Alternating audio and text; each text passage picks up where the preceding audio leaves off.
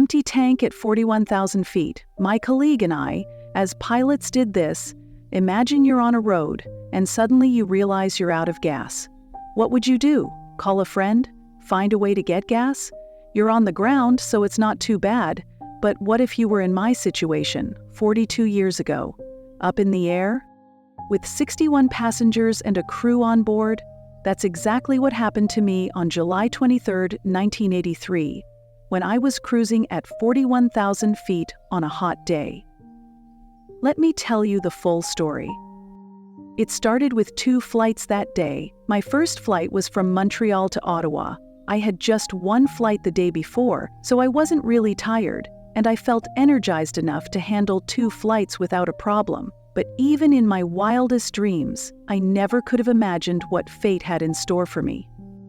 I had my breakfast in the morning and had a quick, lovely chat with my wife, Daisy. I hugged her tightly before heading out. I jumped into my car and got to the airport quicker than usual. I even managed to squeeze in a short nap before my first flight. The plane I was flying was Air Canada 143, and it was almost ready. It was still going through checks and the usual expert tests before takeoff. I was having a cup of coffee when I noticed one of the engineers complaining. I saw him throw his pen at the plane. I walked over and asked, "What's going on, John?"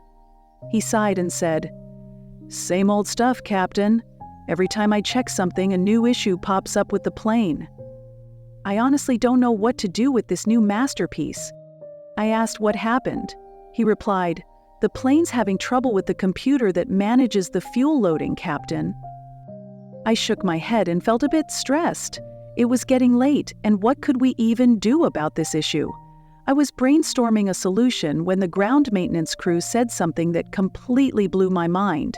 They said, "Captain, what if we just calculate the necessary amount of fuel ourselves?" I couldn't help but laugh out loud. We said goodbye to calculations with calculators and fingers a long time ago, dear engineers, I said. I can never agree with that. You know this isn't a toy plane, it's a real one. What do you mean you're going to calculate it yourselves? Are you kidding me? You want us to go back 50 years? I was mad. The airline's services, the quality of the planes, the maintenance, and the computer systems, everything was just getting worse. This was the last thing I needed to deal with, and I was ready to snap. After a lot of back and forth and numerous phone calls, the ground crew insisted, and I reluctantly agreed to their plan. I had no choice at that point. My colleague, trying to calm me down, said, "We'll calculate it multiple times. It's not a long flight, bro. Be a little lenient." Then he laughed, trying to get me to go along with it. I stayed silent, and they didn't even wait for my approval before they started their calculations.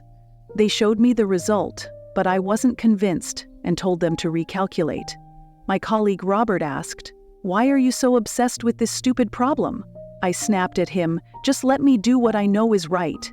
They recalculated twice, and I insisted on a third time to make sure there was no mistake. We finally settled into the cabin and started talking. Mauric, the co-pilot and my best friend on this flight, put his hand on my shoulder. We went through our usual routine, took off and landed in Ottawa without any issues, no problems with fuel, nothing. Everything went smoothly. Once we landed, we had a short break before our second flight, which, to be honest, was more like our nightmare. Our second flight to Edmonton was much longer than the first, about 1740 miles. But I was stressed and just couldn't shake the feeling that something wasn't right. My gut told me that something was off, so I asked the maintenance crew to double-check the fuel calculations again. I wasn't convinced, especially since it had been done by hand and not by a computer. They checked it again and reassured me, "Everything's fine, Captain. You have enough fuel. The plane has about 3,020 gallons of fuel," one of the engineers said, smiling at me as if to calm my nerves. Maurice and I went over the numbers and calculated that the plane had 4,500 pounds of fuel, which seemed like more than enough to get us to our destination.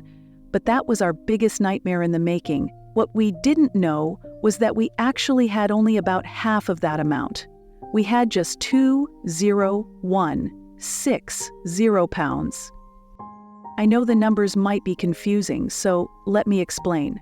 What happened was that both the ground crew and we, ourselves, had made a mistake.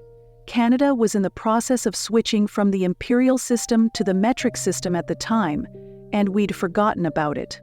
That's why all of Air Canada's new planes, including the one I was flying, were calibrated in metric units. And the disaster? Yeah, the fuel was calculated in pounds, not kilograms. The difference? Simple. A kilogram is only about half a pound. Got it? That's why we had only half the actual fuel we needed for this trip. Nobody realized it, not even me. I had no idea we'd made such a huge mistake. I remember when we took off, Mauric started chatting with me. We were talking about the weather and I mentioned how hot it was. I asked him if he could pass me a bottle of water. The second he handed it to me, I opened it. We were cruising at 4,1,0,0,0 feet when suddenly a warning light started flashing. I asked, "What's that, Mauric?" He said, "I don't think it's anything serious, Captain. Let me check." He couldn't find the issue, so he asked the crew for help. They said, "Captain, the fuel pump in the left wing has failed."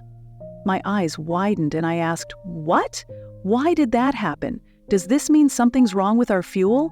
Mauric just laughed and said, "Captain, please calm down. We've checked the fuel calculations 1,000,000 times. Maybe you should see a doctor about your obsession with this." That's when I completely lost it. I clenched my teeth, holding back my anger. "It's nothing, Captain. I'll switch the warning light off. It's not a big deal. You know it yourself, right?" I knew it wasn't a huge issue because if one fuel pump goes out, the plane can still fly. But something in my gut told me something was wrong. My sixth sense never fails, you know? But I just said, "Okay." When I woke up the next morning, Gavin was gone, and I was tired and exhausted. But I just said, "Okay." We kept going, still talking about the weather and our daily routine, when, a few minutes later, the second light started flashing. That's when I felt my heart racing and stress kicked in. I looked at my colleague nervously and saw the same stress in his eyes. We both knew something more serious was going on. At that moment, we were exactly halfway to Edmonton. I glanced at the fuel indicator, and what I saw made my stomach drop. We were out of fuel. I shouted, "Hey, look at the fuel gauge. It's completely empty. How is that possible?" We were both scared. My colleague's voice trembled as he asked, "What should we do now? We're out of fuel. Can you understand this disaster? We're all going to die." I snapped, "Shut up. We need to change course and head to Winnipeg for an emergency landing. We've lost both engines. We're out of fuel, man." Suddenly, we heard a horrifying noise from the airplane, and that was when the passengers started screaming. The plane began swerving uncontrollably, drifting right and left. I turned to Helen, one of our best flight attendants, and told her to calm the passengers down. I didn't tell her we were out of fuel. I just said we were making an emergency landing, and she needed to keep everyone calm. But I saw the tears on Helen's face. Tomorrow was her wedding, and she said, "Captain, please, for the sake of me, save us. I don't want to die the day before my wedding." That's when I lost it. I burst into tears too because as I was flipping through the manuals, trying to figure out what we should do with no fuel left, I couldn't find a thing. It felt like we were the first people in aviation history to be in this situation. Mauric threw the manuals aside in frustration. It was a disaster. An aircraft needs engine power to run all the systems. We were flying this massive jet with no electricity, no hydraulics, no power. We couldn't even use the instruments we needed. Mauric asked, "What if we contact air traffic control?"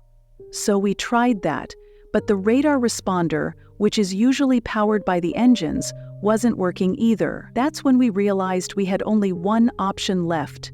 We had to glide the aircraft down. That was our last hope. I'd piloted gliders before, so I had the confidence to do that again. But I'd never tried, and never imagined in my wildest dreams, that I'd have to glide a Boeing 767 with no instruments, no fuel, and no engines. You might not believe it, but as I was doing it, I actually thought for a second, am I dreaming? This level of disaster can't be real. But the screams and cries behind me reminded me we were smack in the middle of a nightmare, not a dream. What made it worse was when Mauric called out to me, "Captain, I have even worse news." I looked at him, bewildered. "What's next, Mauric? We're fighting for our lives here. What could possibly be worse than this?" He looked at me, slammed his hand on his face, and said, "We've lost our hydraulic pressure too, Captain." I froze for a moment and asked, "You know what that means, Mauric?" He nodded sadly, shaking his head, and here's what it meant in that situation. Our plane had something called a ram air turbine. The faster the plane goes, the faster the turbine spins, and the better the hydraulic pump works. But as the plane slows down to land, the turbines slow down too, and hydraulic pressure drops. To make it clearer, as the hydraulic pressure dropped, our ability to control the aircraft got worse. We were losing altitude at 2,000 feet per minute, with all systems down and not working anymore. Maurice and I did the math and realized we didn't have a chance to land in Winnipeg. I felt hopeless, knowing we were headed toward the worst kind of death anyone could imagine. Then, out of nowhere, I heard Maurice call my name. "Captain! Captain, I've got a solution." He was excited. "I know the airspace and landing strips around here from my time in service.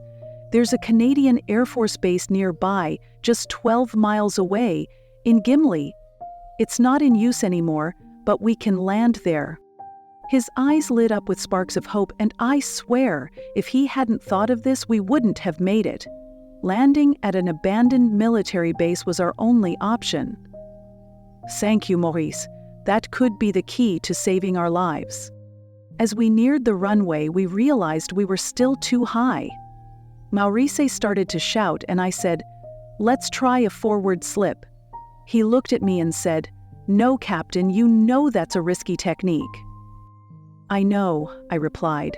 "I know this maneuver can work with small personal planes, but Maurice, we have no choice. Can't you see? Commercial aircrafts aren't designed to perform this kind of maneuver.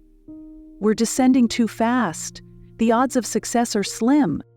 But despite that, I had millions of miles of experience with forward slips, so I felt in control of the situation. What made it worse was realizing that the military base we thought was abandoned had actually been turned into a motorsports park and racetrack. It was packed with people, happy parkgoers, campers, and vehicles. We could see them as we were coming in for the landing, and that's when I knew another disaster was about to hit. When we saw the people, Maurice and I both said, "Oh my God!" It was too late to change the direction of the plane. Maurice shouted, "Captain, what should we do now?" All my focus was on the speedometer. It was incredibly hard to control the aircraft because, as I mentioned earlier, the hydraulic turbines drop pressure when the plane slows down to land. Before hitting the ground, my biggest worry was the passengers and the plane. But when I saw the people on the runway, I thought, "God, I'll give you my life, but please don't let me be the one responsible for losing all these lives." I knew the people on the runway wouldn't expect to see a huge aircraft coming toward them at that speed. With the engines down, the plane was gliding silently. But somehow they saw us. I could see them getting out of the way just in time before we reached them. Maurice shouted at me, "Captain, they're running, look at them." I was relieved from the bottom of my heart because we weren't going to hit them anymore. As soon as we touched the ground, I slammed on the brakes.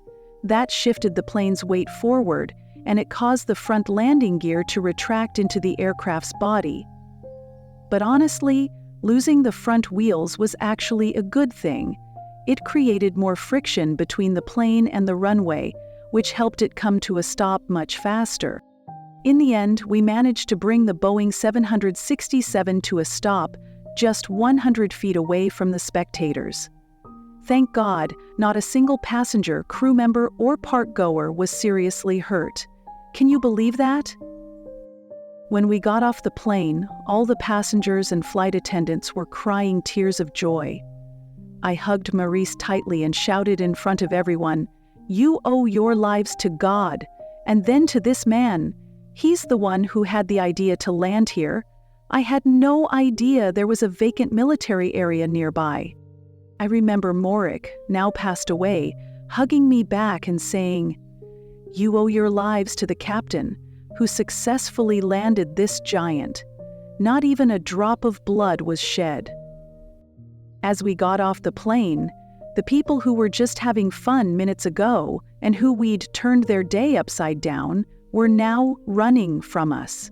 They probably thought the plane was about to explode, but they had no clue that we didn't have a single drop of fuel left. They later called that incident the family glider. The airline took some heat for the miscalculations that led to the disaster, and Maurice and I were both awarded the Diploma for Outstanding Airmanship in 1985. What's interesting is that other pilots tried to land under the same conditions, but they all crashed. Maurice got a promotion and became my competitor, a captain in 1989. I crazily stayed with the airline for another 10 years before moving to another one. Want to hear something that'll blow your mind? The Boeing 767 we landed on that day kept flying for 25 years after that incident. It's in the Mojave Desert now. But here's something even more emotional. Captain Maurice and I, along with 3 of the 6 flight attendants who were on board that day, were on the plane's final flight on January 1st, 2008. We were there for that disaster on Flight 143, and we also said our final goodbye to the plane. Now that's really touching, right? So, do you have any fears when it comes to flying? Let me know your thoughts in the comments.